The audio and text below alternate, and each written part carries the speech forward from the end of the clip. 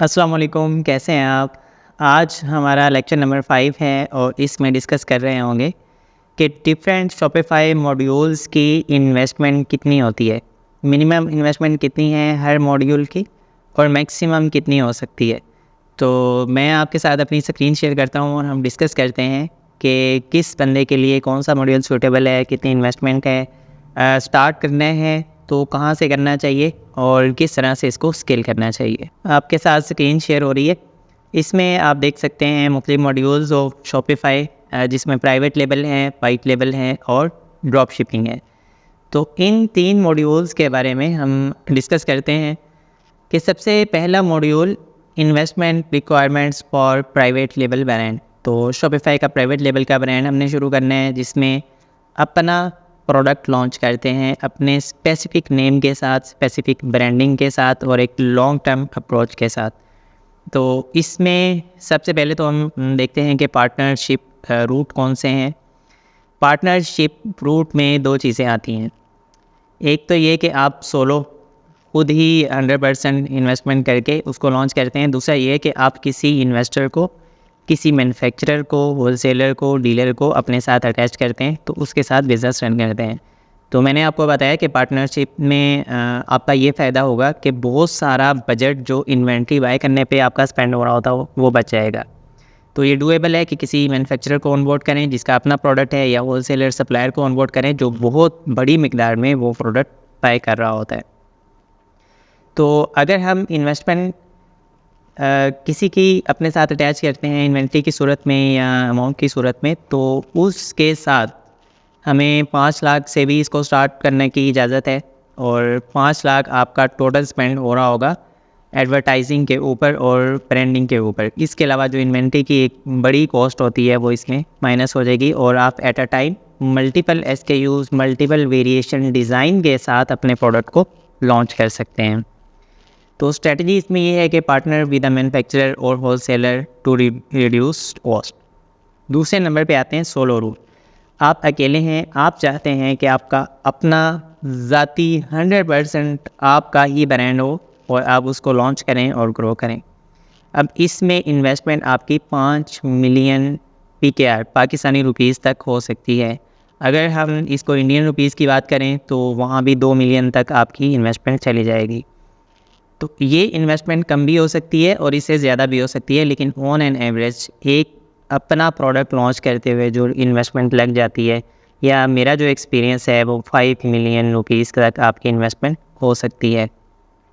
अब इसमें आप अकेले ही हर चीज़ को मैनेज कर रहे होंगे। उसमें बड़ी कॉस्ट आएगी इन्वेंट्री की और एक बड़ा रिस्क भी आएगा कि आपको ऐसा ऑथेंटिक सोर्स ढूंढना पड़ेगा इन्वेंट्री के लिए जो कभी भी आपको डॉच ना दे और हमेशा आपके साथ लॉयल रह के काम करे और आपकी क्वालिटी को और बाकी सारी चीज़ों को एक अच्छे लेवल तक रखे और उससे कभी भी उसको डिक्रीज़ ना करे। तो इसमें इन्वेस्टमेंट में ये डिफरेंस आ सकता है। अब फर्दर डिपेंड करता है कि आप एक प्रोडक्ट की एक ही वेरिएशन लॉन्च करते हैं या थोड़ी सी वेरिएशन लॉन्च करते हैं या आप बहुत ज़्यादा वेरिएशन लॉन्च करते हैं। ऑब्वियसली अगर आप 5 या 10 तक वेरिएशन लॉन्च करते हैं तो बजट कम होगा, और अगर यही वेरिएशंस आपकी 20, 30, 50 तक चली जाएंगी तो आपका बजट मल्टीपल होता जाएगा। तो इस चीज़ को आपने अपने माइंड में रखना है। तो ये डिपेंड करता है आपके प्रोडक्ट पे, ब्रांड पे, उसकी कैटेगरी पे, उसकी वेरिएशन पर। अब इसमें की बजटिंग होती है ब्रांडिंग के ऊपर। प्राइवेट लेवल का ब्रांड ब्रांडिंग के बगैर ब्रांड नहीं है।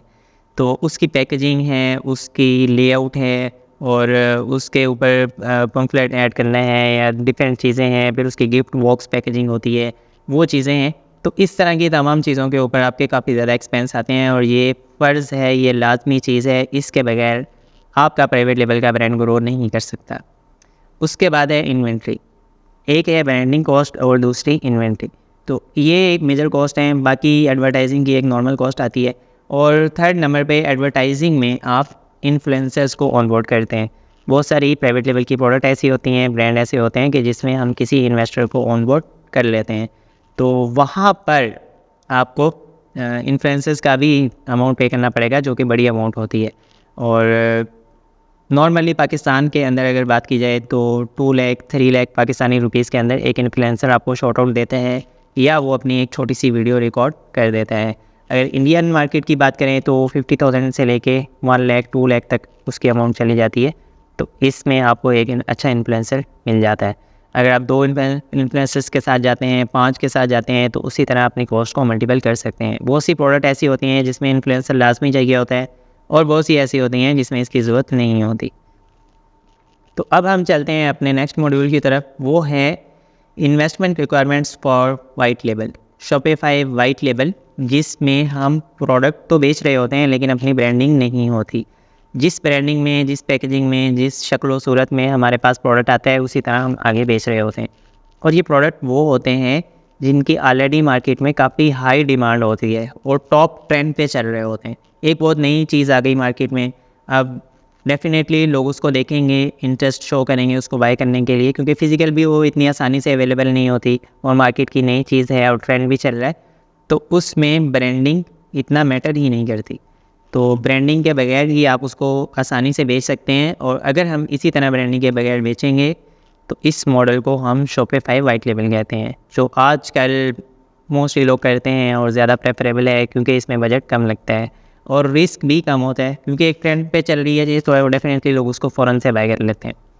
अब इसकी इन्वेस्टमेंट में अगर पाकिस्तानी रुपीस की बात की जाए तो 50,000 से लेके 1 मिलियन यानी 10 लाख रुपीस तक इसकी इन्वेस्टमेंट हो सकती है। आप इसको स्टार्ट करना चाहते हैं 50,000, इससे कम पैसों से भी स्टार्ट कर सकते हैं, कोई बेंचमार्क नहीं है 50,000 का, क्योंकि इसमें जस्ट आपको कुछ पीस बाय करने हैं, मिनिमम 10 यूनिट्स बाय कर लें, 5 कर लें या 50 कर लें और फिर उसको एडवर्टाइज़ करने हैं। खुद क्रिएटिव बनाएं देसी तरीके से और उसको एडवर्टाइज़ कर दें, ऑर्डर्स आएंगे, बिक गए तो और लें और उसको बेचें, तो इसी तरह आपका सर्कल चलता रहेगा। और यही इन्वेस्टमेंट अगर इंडियन मार्केट की बात की जाए तो वहाँ पे आप इसको 10,000 से 5,000 से भी स्टार्ट कर सकते हैं और वहाँ पे आपका बजट 2 लाख 3 लाख तक जा सकता है। स्ट्रेटजी क्या होती है कि इन्वेंट्री आपने परचेज़ करनी है मिनिमम ऑर्डर क्वांटिटी के साथ, कि जो मिनिमम यूनिट्स आपको मिल सकते हैं। कभी कोई होलसेलर आपको कहता है कि मैं 1 दर्जन दूंगा, दर्जन में 12 पीस आते हैं। कोई कहता है कि मैं 10 पीस दूंगा, कोई कहता है मैं आपको 1 कार्टन दूंगा, कार्टन में आते हैं 25 पीस, 100 पीस आता है। तो फिर आपको उसी मिनिमम क्वांटिटी के साथ जाना पड़ेगा जो भी अवेलेबल है।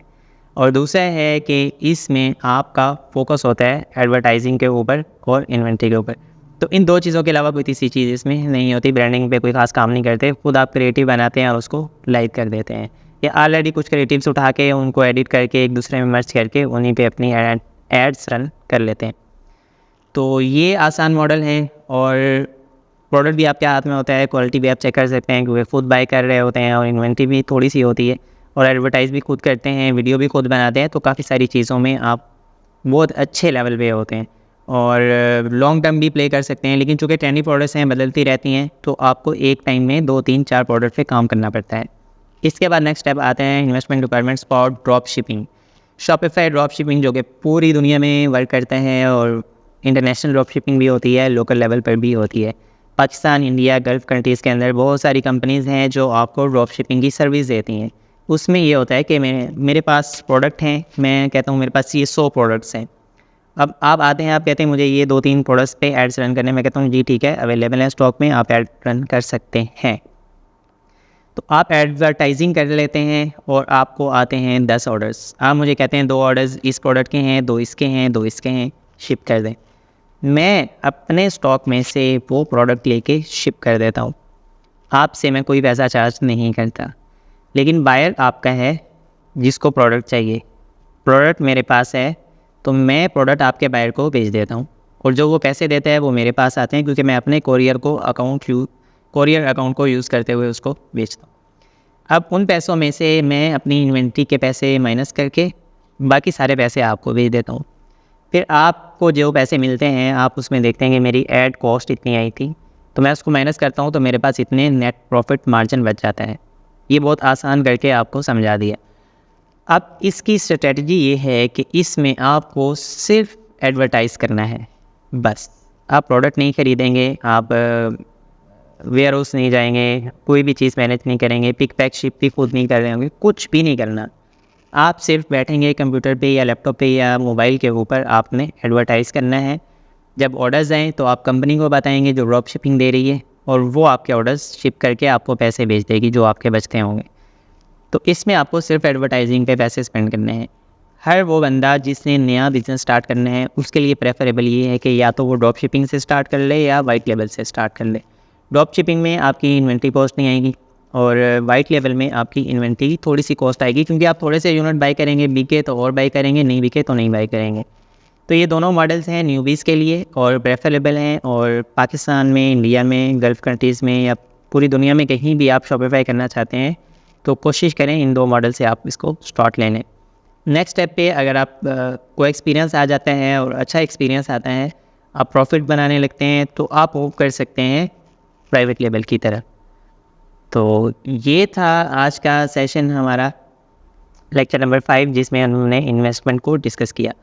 अब हम अपने नेक्स्ट सेशन में डिस्कस कर रहे होंगे मार्जिन्स को, कि प्रॉफिट कैलकुलेशन कैसे करनी है, कितने पैसे बचने चाहिए, किस तरह से बचते हैं, तो सारी चीज़ें डिस्कस करेंगे। Thank you so much. Allah हाफिज़।